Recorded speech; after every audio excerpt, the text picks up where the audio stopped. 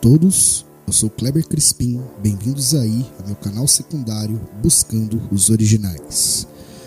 Bem pessoal, hoje nós vamos começar aqui uma nova série aqui no canal, que contará aí com 5 capítulos, são 5 vídeos, porque é um estudo meio longo, e um assunto bem polêmico, que é sobre o arrebatamento pré-tribulacionista, uma perigosa heresia, difundida pelo sistema religioso, defendida por muitos, inclusive canais que se dizem anti-heresias, E a gente sabe, tem uma seita aí do IAL que defende isso, sob a figura aí de um pseudo-profeta que já falhou muitas vezes em marcar data para esse arrebatamento, Bem, antes de começar essa série aqui no canal, eu quero aqui, no caso, indicar para vocês alguns vídeos do Rômulo Marasquim sobre esse assunto, que inclusive ele já gravou diversos vídeos, já gravou estudos longos, creio que foram perdidos pelo canal, quando o canal Firmeza da Verdade foi censurado pelo YouTube, mas o Rômulo ele conseguiu já disponibilizar alguns trechos, pequenos trechos, está lá no canal do Rômulo sobre esse assunto. Então peço a vocês que vocês vão ao canal do Rômulo, assistam lá, esses pequenos vídeos dele, e ele parece que vai soltar novamente um estudo completo sobre o assunto. E claro, eu estaria aqui gravando este complemento, Essa série aqui será um complemento dos vídeos que está lá no canal do Rômulo, ok, pessoal? Então, dito isto, sem mais churumelas, bora pro estudo, pessoal. Arrebatamento pré-tribulacionista, uma perigosa heresia. Introdução. A doutrina do arrebatamento pré-tribulacionista é uma doutrina cristã tardia que tem ameaçado o judaísmo messiânico. Essa doutrina cristã só teve início no século XIX. Tal teologia tem agora ameaçado encontrar eco no movimento messiânico. Este artigo provará que a doutrina do arrebatamento pré-tribulacionista é 1. Uma invenção moderna do cristianismo que não tem nenhuma raiz judaica de qualquer tipo. 2. Uma doutrina que vai totalmente contra as separadas escrituras. 3. Uma doutrina de paz e segurança que pode futuramente vir a destruir a fé de muitos. Antes de começarmos, vamos definir alguns termos básicos que usaremos. Arrebatamento. Este termo se tornou bastante polêmico. No ocultismo, este termo foi usado durante muitos séculos para se referir à levitação. Na Bíblia, a origem do termo está em 1 Tessalonicenses capítulo 4, versículo 17, onde lemos a palavra arrebatados. Natsal. Palavra no hebraico que significa livramento. Esta palavra tem sido usada nos meios messiânicos numa tentativa de convencê-los sobre a teoria do arrebatamento pré-tribulacionista. E ktof, palavra aramaica para arrebatados, no texto aramaico de 1 Tessalonicenses capítulo 4, versículo 17.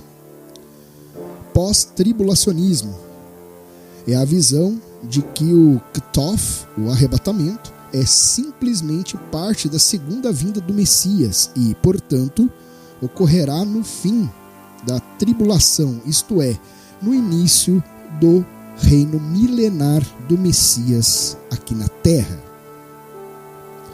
Pré-tribulacionismo é a visão de que o arrebatamento seria um evento separado da segunda vinda do Messias e que ocorreria 7 anos antes, imediatamente antes da tribulação. Mid-tribulacionismo É a visão de que o arrebatamento é um evento separado da segunda vinda do Messias e que ocorreria 3 anos e meio antes, no meio da tribulação, durante o termo do sacrilégio terrível, a revelação do antimessias. Arrebatamento prematuro é qualquer visão de que o arrebatamento e a segunda vinda do Messias são eventos separados e que o arrebatamento precederá por um período de tempo a segunda vinda do Messias. Arrebatamento parcial é a visão de que apenas uma parte do corpo do Messias será arrebatada. Leia-se aqui, pessoal, corpo do Messias, sabemos que é a igreja, do hebraico kahal, ou do grego eclesia.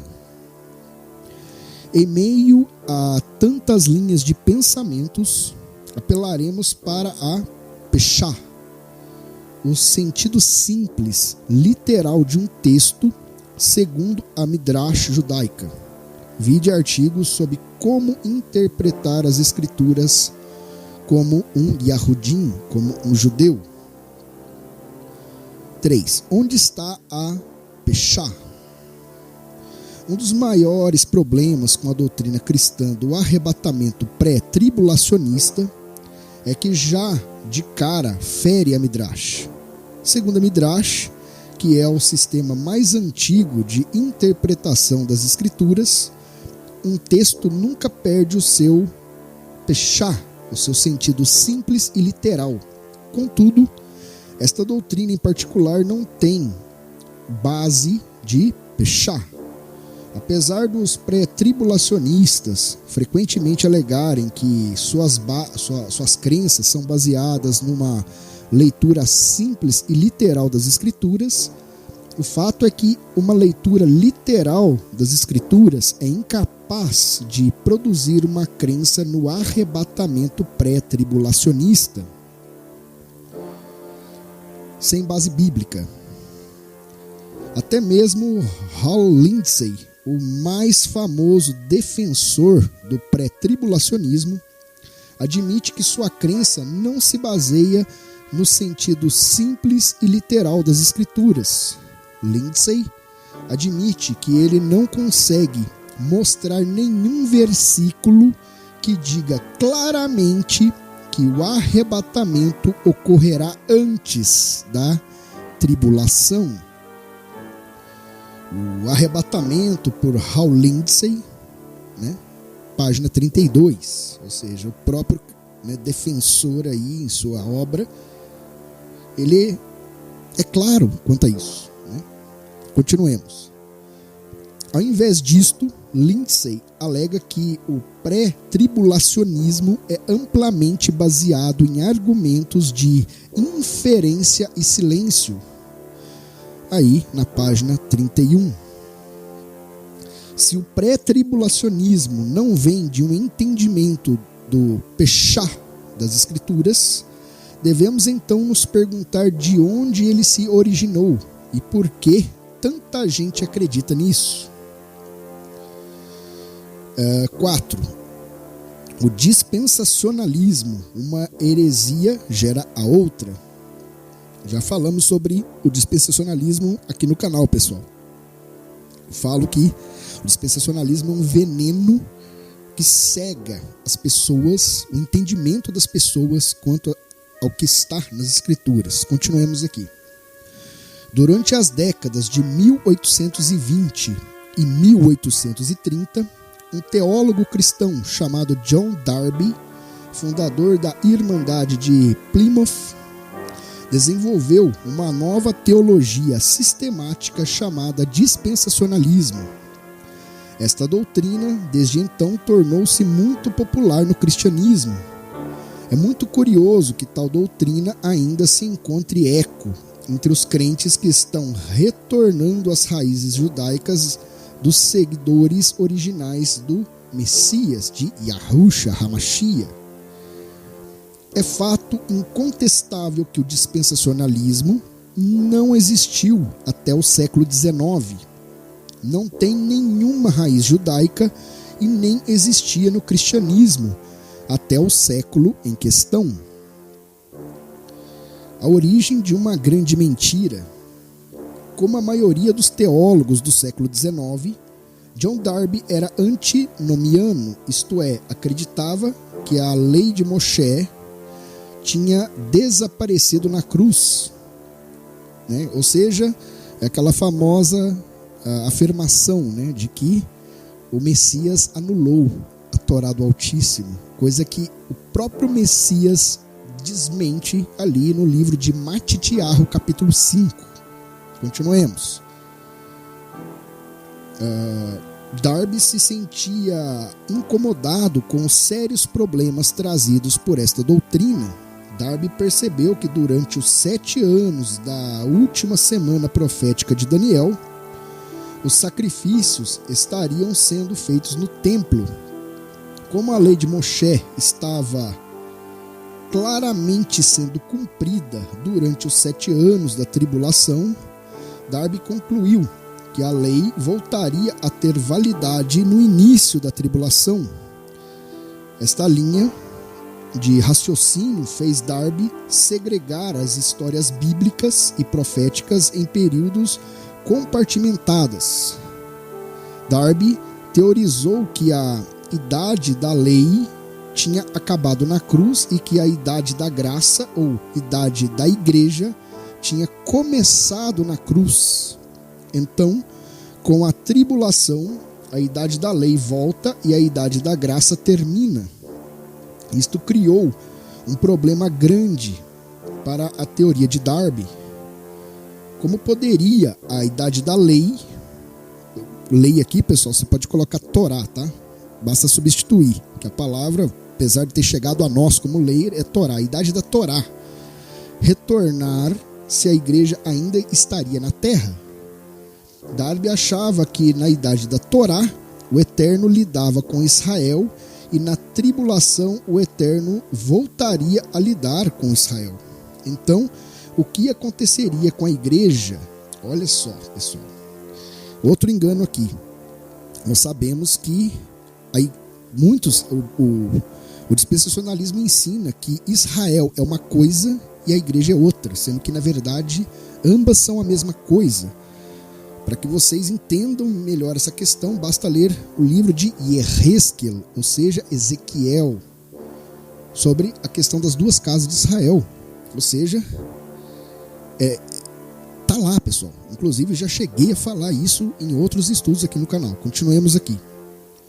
Certamente que a igreja não sairia da idade da graça para voltar para a Torá de Moshe. Interessante como eles fazem questão de afirmar que a Torá vem de Moshe. Na verdade, foi somente entregue a ele. A Torá vem do Altíssimo, pessoal. Continuemos. Como consequência desta linha de raciocínio absurda, Darby adotou a ideia de um arrebatamento pré-tribulacionista que havia se tornado tão popular entre os irvingitas. Esta ideia dizia que a igreja sairia da terra no início da tribulação, deixando Israel para trás para sofrer na tribulação durante o período da volta da Torá. Darby agora tinha outro problema. Se a igreja fosse arrebatada deixando Israel para trás, o que dizer dos judeus crentes? Eles seriam arrebatados juntamente com a igreja ou ficariam para trás com Israel? Darby inventou outra solução completamente louca, a dicotomia Israel. Essa teoria ensinava que um judeu que se tornava crente no Messias passava a fazer parte da igreja e não era mais parte de Israel. Olha para vocês verem um absurdo, pessoal. Como resultado disto, ninguém poderia ser parte tanto da igreja quanto de Israel. Segundo esta teoria, judeus crentes deixariam de ser judeus e se tornariam parte da igreja de Elohim, que ele ensinava a conter pessoas que não eram nem judeus nem gentios. Portanto, as 3 mentiras que se tornaram pilares do dispensacionalismo são: 1. A lei não seria para hoje. 2. O arrebatamento pré-tribulacionista. E 3. A dicotomia Igreja-Israel. Como vocês verem, pessoal, fizeram tudo errado, né? Ai, palavras de homens. Interessante que geralmente a grande massa dos crentes prefere seguir aí as palavras dos homens do que as escrituras. E o interessante é que existe a passagem sobre os eleitos no livro de Gilihana, no livro de Apocalipse. Lá fala que os eleitos do Altíssimo, no final dos tempos, viriam das 12 tribos de Israel. E aí? Como que esses dispensacionalistas podem se dizer eleitos se negando a fazer parte de Israel? Está escrito lá. É interessante. Continuemos aqui, pessoal. Obviamente, os messiânicos não podem aceitar nem a número 1, nem a número 3. O número 2 só seria necessário por causa de uma crença na número 1. A número 2 não funciona sem a número 3, que foi criada para resolver os problemas da número 2. Como resultado, o judaísmo messiânico é incompatível com o dispensacionalismo. 2 de seus 3 pilares fundamentais não são compatíveis com a teologia bíblica original adotada pelo movimento messiânico. Além disto, o único pilar remanescente não se sustenta sozinho. Quando examinada à luz da Bíblia, toda a estrutura do dispensacionalismo é destruída. E é uma doutrina do século XIX que foi inventada pelo cristianismo e não tem nenhuma raiz na fé do primeiro século. Bem, pessoal, para que os vídeos não fiquem muito longos, eu vou terminando essa primeira parte por aqui. Como vocês podem analisar, né, o arrebatamento pré-tribulacional ele está enraizado no dispensacionalismo, que é um tema que, inclusive, foi tema de vídeos aqui do canal. Basta vocês procurarem aí. Eu falei já sobre o dispensacionalismo, ou seja, é uma heresia, pessoal. É uma heresia totalmente antibíblica, não tem raiz bíblica nenhuma. E há ainda pessoas que se agarram com unhas e dentes, né, nessa doutrina. É incrível, eu estava conversando com o irmão Rômulo esses dias e ele falou uma coisa interessante, né? A maioria, muito se fala que os homens tendem a ter seu político de estimação na questão política humana, mas aqueles ditos crentes parece que fazem força para terem suas heresias de estimação. É incrível, né, pessoal? Então, pessoal, vou ficando por aqui nessa primeira parte do vídeo, para que os vídeos não fiquem muito longos, e logo retornaremos aqui com a parte 2 dessa nova série do canal, que é a série Arrebatamento Pré-Tribulacional. Ok, pessoal?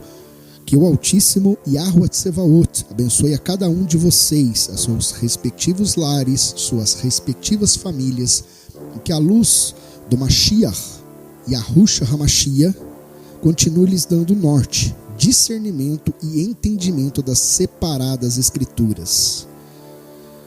Então, pessoal, vou ficando por aqui. Um grande abraço aí e até o próximo vídeo.